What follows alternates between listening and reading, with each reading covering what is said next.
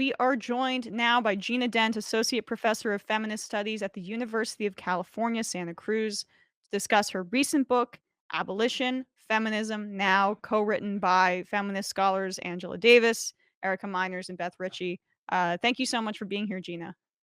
Thank you for having me on and for highlighting the book. I'm excited to talk about it with you. I guess let's start more broadly, and then we can talk more specifics. When I think people are familiar with the term feminism, right? Even though we've talked about the perils and pitfalls of white feminism and capitalist feminism on the show many times, so there's a broadness to that. But an abolition though is becoming a more understood and accepted concept in our discourse. So Yes.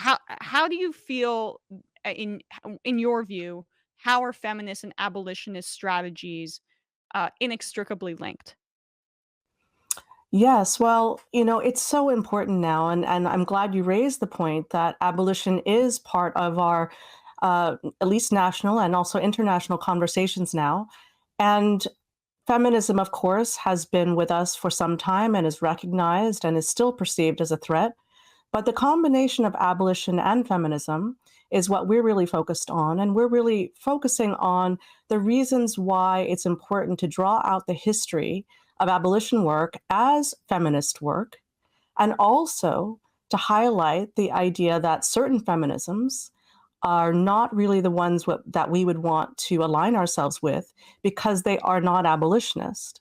So the book goes back and forth between addressing the history of abolition work against the prison industrial complex, and addressing feminisms that have not done the work of really looking at structural violence. So let's talk a little bit about the the brands of feminism that have failed in this area. I think it's Mhm. easy to identify it as, in the lean in feminism, white feminism, right? Non feminism that's not intersectional. But how would you describe it Mhm. in your terms, I guess?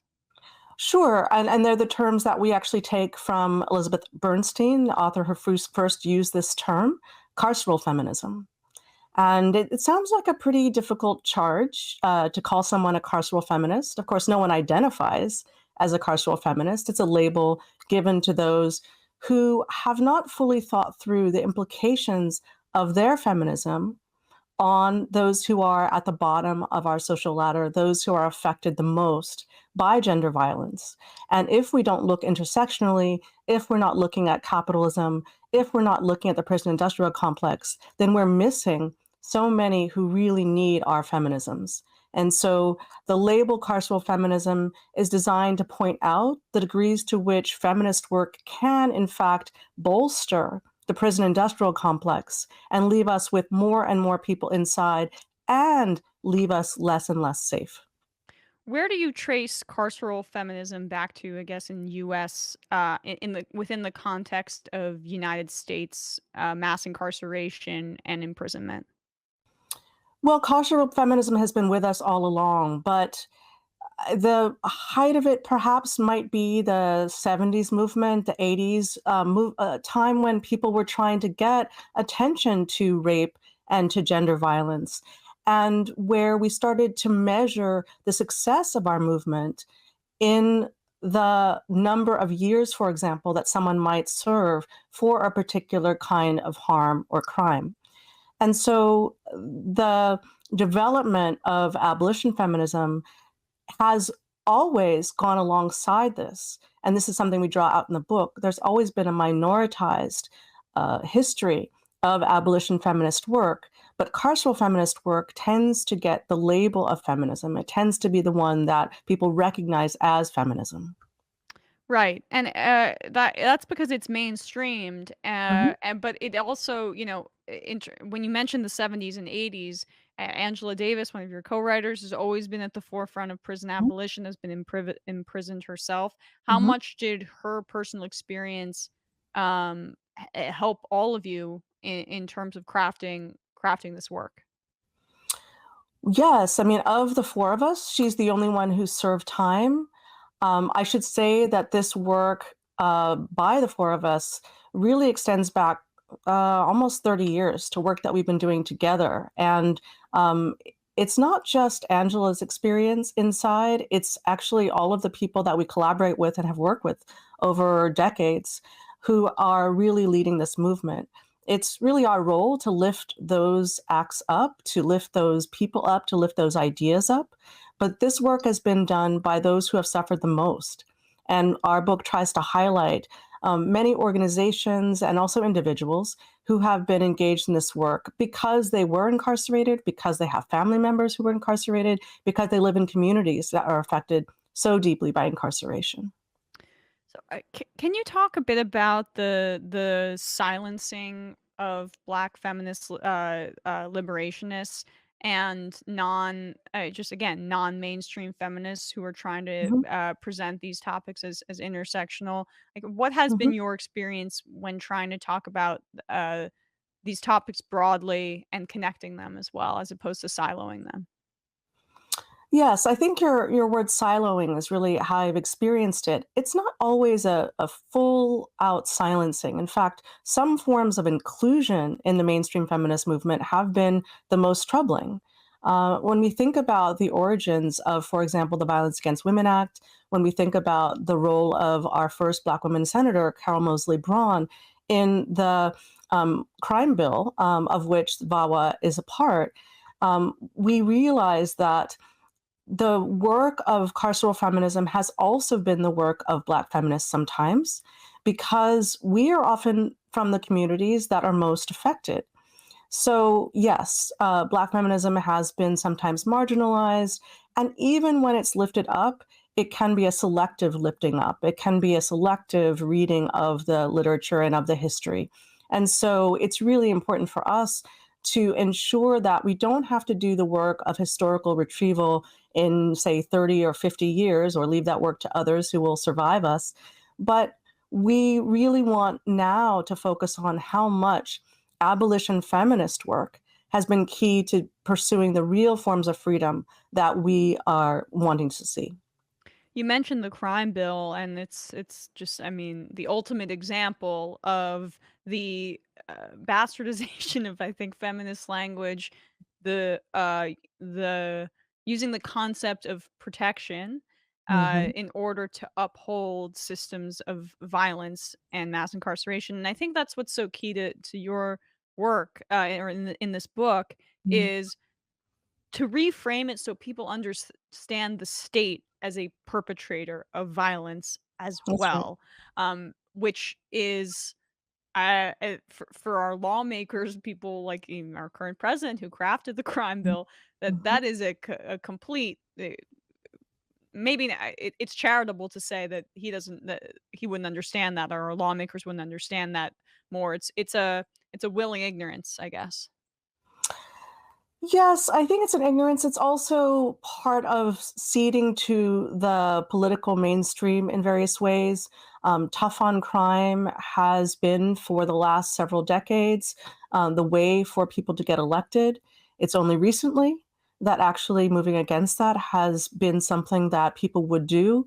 But I also think it's about not being able to follow the strategy that we label in the book as a both and strategy, a strategy that comes primarily from Black feminism, but also from other women of color feminisms and also from feminisms that are attentive to class.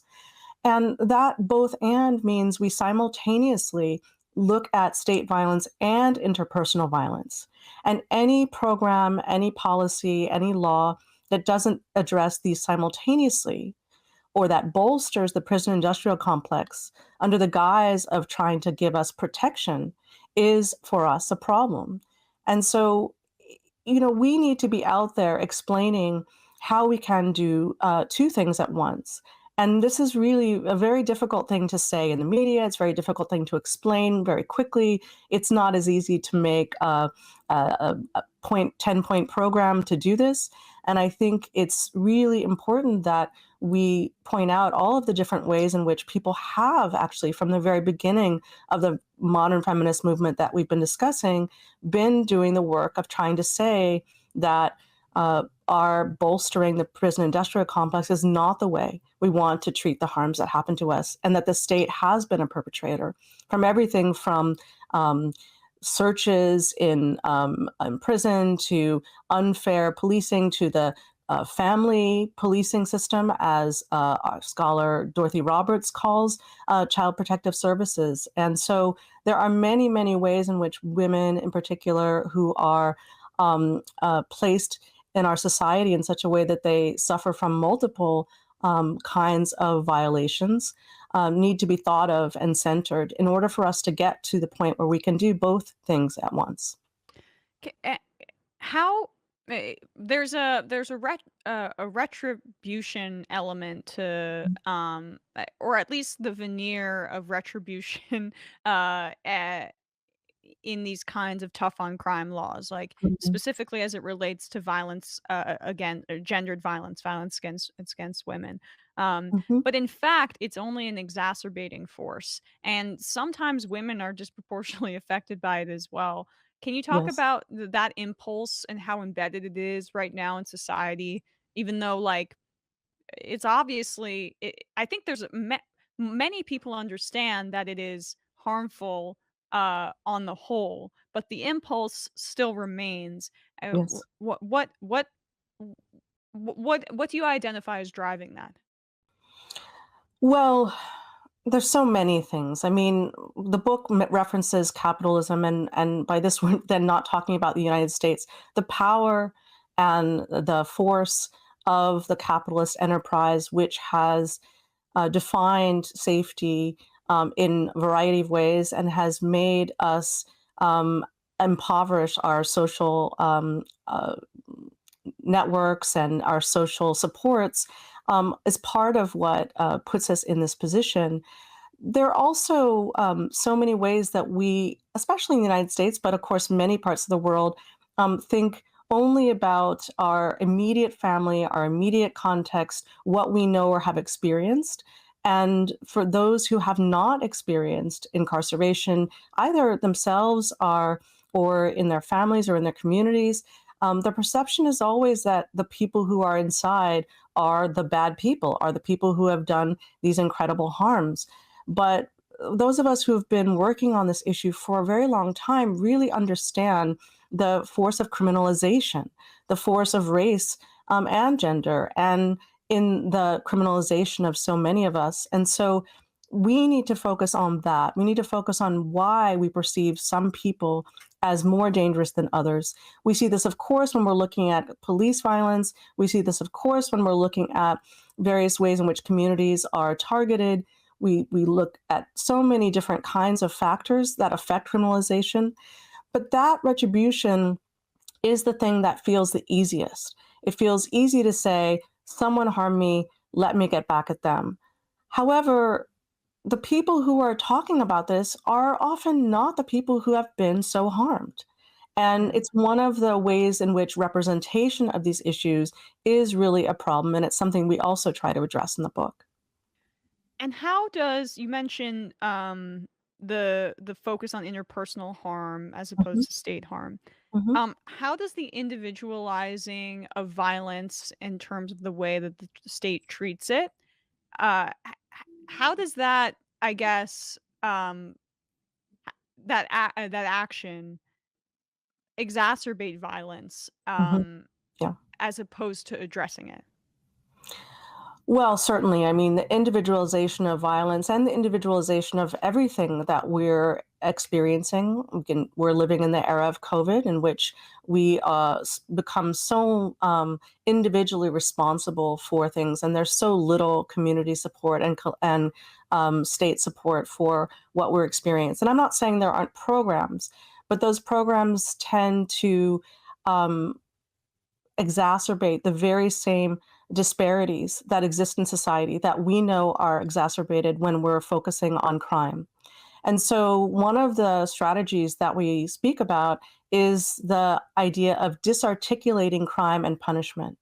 In order for us to really understand the prison system and all of the damage it's done, we actually have to stop thinking about incarceration as a consequence of crime. Because in fact, so many people are imprisoned for reasons that are beyond their control. They could be innocent of the things they're charged with. They could be put in situations that make it impossible for them to thrive. And those situations are the ones that uh, provide the main routes toward incarceration. And so for us, we need to separate out, disarticulate the discussion of crime from the discussion of punishment. Punishment in the form of incarceration has never done anything to rehabilitate. I'm being a little strong there, and I would say that some people who have served time have said even to us that the time that they served had an effect on their lives. But I do want to say if they were given certain resources in the free world that they were given inside, then they would also have experienced this transformation. In other words, what would it be like to have education before you're incarcerated? What would it be like to have healthcare before you're incarcerated? What would it be like to have drug treatment programs? We have internalized all of these functions to the system of incarceration, and those services are delivered inside in a way that is deeply disturbing and brutal to those who are experiencing them, even though they sometimes provide small benefits. We'd like to see those benefits provided in the free world so that people do not have to suffer inside. So, I mean, and I think, may I ask in terms of how, you know, you're being broad, I guess, because abolition requires that in terms of Yes. dismantling this, right? Is that a deliberate rhetorical strategy on your part? Absolutely. I mean, the way that this plays out day to day is very local and very micro. But the way that we think about it for the book and for the work we do is always at the macro level. It's always broad. We have to think about the way in which incarceration is not only a practice inside the United States, and that wasn't necessarily originated in the United States, depending on which history you follow, but has been elaborated in the United States and spread across the world. We have to look at the way in which the various failures that we have in society, like healthcare, like schooling, are feeding the prison industrial complex. And so, without paying attention to these things, we actually can't get to the problem of incarceration, and we certainly can't get toward abolition. And finally, I would say, as a feminist who's been concerned about gender violence for a very long time, that as much as I've been concerned about incarceration, we can't get to a place where we don't have harms if we are not attending to the true causes of those harms and trying to address them outside of a carceral environment. And the causes of those harms, again, as we laid out earlier, exacerbated by a punitive system. But what's interesting too is you mentioned the crime bill, Mhm. how it almost seems deliberate, but how starkly feminism and punishment became interlinked during that time period, at least in the mainstream discourse, right? And in the way it was reflected in our political legislation and laws and in mass incarceration.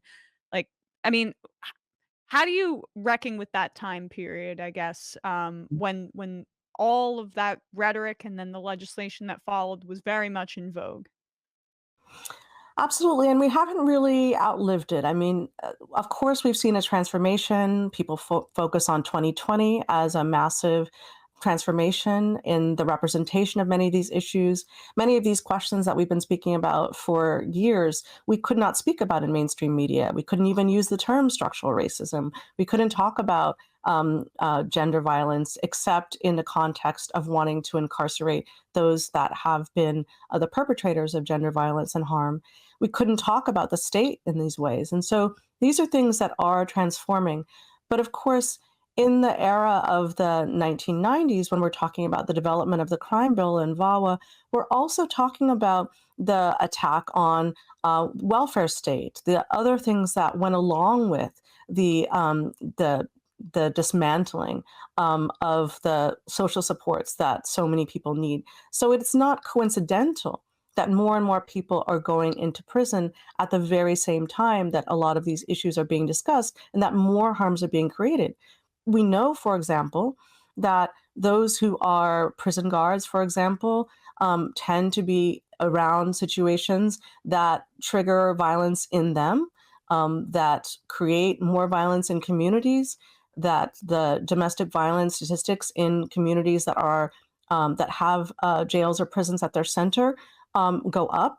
And so we understand that the prison and the jail itself actually is a generator of gender harm, and we need to pay attention to these things. But it's very difficult to pay attention to them in an environment where we're all scrambling to survive. And when we are now in an era where we talk regularly about multi-billionaires and their capacity to control more than our own nation states. We were just talking about that before you came on in terms of Amazon's infrastructure Yes. rivaling that of this, if not surpassing Yes. that of our state. And you touched on that the uh, dissolving of social programs, the Mhm. rolling back of them that was paired with our mass incarceration. And I'm just wondering if you could expand on the concept of care Mm. being, manipulated into now being incarceration. You Yeah. talked about it a little bit in terms of how when the state gets involved in breaking up families, for example, which is often heavily racialized and has to do with, poverty as well. The entire concept of state care is now just state punishment and incarceration, and that seemed to having happen quite rapidly all under the guise of feminism as well. Not all under it, but in terms of the I mean, we just I just wanted to correct myself a bit, that not all under it, but that was a small part. Alongside it, of Yes, course. alongside it. Yes, I mean, you mentioned the term protection earlier, and it's, of course, a part of this discourse. The invitation that we have to participate in systems that are criminalizing and that are creating further harms comes often because of this word protection or the word care. Protection is the word that's often used when we're talking about gender violence and we're talking about women and increasingly even trans folks and non-binary folks who are identified as those that need protection from the law and from the state. But what we're finding is that given that the prison system itself is a gendering institution, and given that inside the violences increase and in fact are perpetuated, then we need to try and understand why it is that the easy solutions that are proffered to us are the ones we should not accept. Unfortunately, it's very difficult to go against the impulses to use the system. I was recently told about a case in the Bay Area, which we're going to try and begin to advertise. And a young girl was killed after her family members were trying to make it safe for her to live by removing her from the home of her mother, but also without criminalizing the mother and without having the child in child protective services. And yet, what ended up happening was that the child was left in the situation where she was suffering, but partly because we have a kind of anxious way of both not wanting to intrude into other people's lives and at the same time provide protection under the guise of state authority. And so we really need to start working on these other ways that are being developed all over the world of taking care of each other, of being with each other through these crises, and of not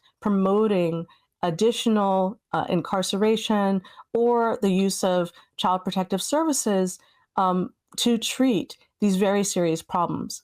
One thing I don't want to forget to say here is that we are all people who've been involved in some way or another with work against gender violence and against harm against children. We never want to see these harms increased. But we understand after studying this for many, many years and experiencing it ourselves that these systems are not well set up to support us, to protect us, or as you pointed out, to care for us. You mentioned the Child Protective Services part of this, and I don't. I feel that we don't even talk about that enough because it's touchy, right? But Yes. there is a there is a paternalism and there is a violent element, of course, to when the state gets involved often. And yes, sometimes there are cases that are extreme and children are affected, but oftentimes it's the state punishing people for their own poverty, which is a through line we see in America. But it's a particularly violent punishment. And I'm wondering if you could talk a little bit about your work in that area and your writing there. Yes, and I will point again. I think I mentioned Dorothy Roberts, and she's been working on this issue in a number of ways, and she has a book that's just coming out. And her description of the system actually as a family policing system was really key to our thinking about this issue. Unfortunately, there are many, many children who do need to be cared for better, but they're in environments and families where we also need more care. So, how do we create environments in which people can thrive? How do we create an environment which heals the family, which heals the community, which gives the community enough resources, which gives the family enough resources so that the kinds of harms that we have identified are actually ones that are not going to be prominent in our environments? We're not so idealistic as to imagine that this will magically happen overnight. And one of the problems is trying to wean ourselves off of these systems when they're the only systems that we have. And part of this is a problem of state power and the law and the ways in which we all find ourselves constantly grappling with the legal limitations and the solutions that are proffered by the law, which is why they're also a focus in our book. So I guess we can turn a little bit more towards how we move forward from here Mm, as well. There are restorative justice mhm, pockets in this country. mm, There is, the concept of reform. We're seeing some of these in more progressive district attorneys getting elected, mhm, but you argue that reform is you're arguing for abolition of these systems as opposed mhm, to reform. What's some of the hope that you see in that move towards reform in some areas of this country? mhm. And what are some of the pitfalls you see of that being some of the focus of many on the left? Yes, there's an organization called Critical Resistance that all of us have had some kind of affiliation to over the years. And there's a chart in our book that Critical Resistance actually generated about the difference between reformist reforms and non reformist reforms. That's a distinction that actually came to us from Scandinavia. It's a longer story about the use of those terms. But to put it simply, we're looking at the reforms that helped us to decarcerate and move toward abolition as being the non reformist reforms. So we're not saying we're against changes. We're not saying we're against support for those who need it now. What we are saying is that we need to look at these reforms and make sure they are truly liberatory. So when we think, for example, back to what we've been speaking about, like VAWA, we need to understand that though that was perceived as a reform, and in fact, VAWA has been revised over the years since in many ways to try to include, for example, Indigenous folks, to include trans folks, to include others who've been excluded. However, even with those inclusions, the proffering of this system as a solution is nonetheless a problem. And so we are really trying to focus also on all of the ways in which we can move toward, as you pointed out, restorative justice. There are several terms that are not retributive justice, not the punishment justice that we're so familiar with. There are transformative justice projects, there are restorative justice projects. The problem is that we can never simply understand what this project will do by the label. So there are many things that go by the term restorative justice that might be more in line with what we think of as a reformist reform. And there are also many things that go under that name, restorative justice, that are truly doing the work of moving us toward a society which does not incarcerate.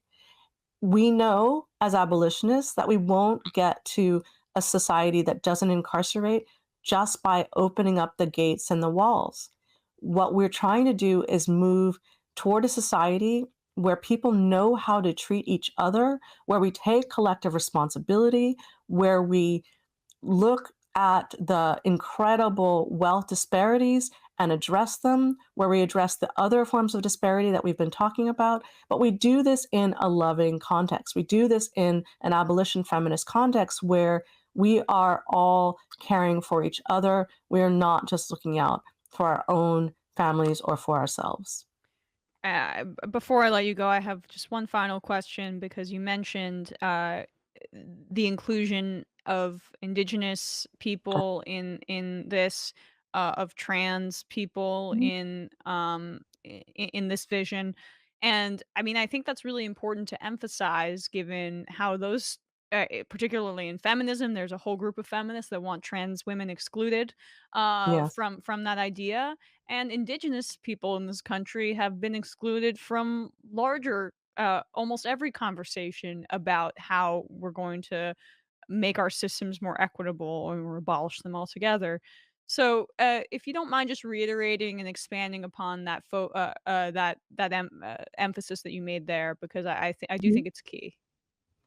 Absolutely. And it's part of the kinds of incorporation into state systems that we find so dangerous, but it comes from a motivation which is very important and we need to recognize that gender is also a system which is making many people suffer. And of course, we know this from everything from Florida to, other parts of the country where we're actually seeing legislation that is designed to bring more and more pain to those who are trying to live in a world in which we don't solidify the gender binary. But we also know, and this is something that's so important for me as a Black woman to raise, that the rate of incarceration of Indigenous folks in this country is higher than the rate for Black people. And so much of the conversation that we have is exclusively about jails and state facilities. But when we talk about jails in Indian country or federal prisons, we're bringing in an entirely other group of people that we really need to attend to. And so we want to attend again to the harms that are happening to all of these people, but not by incorporating more and more people into the framework of VAWA or the punishment system.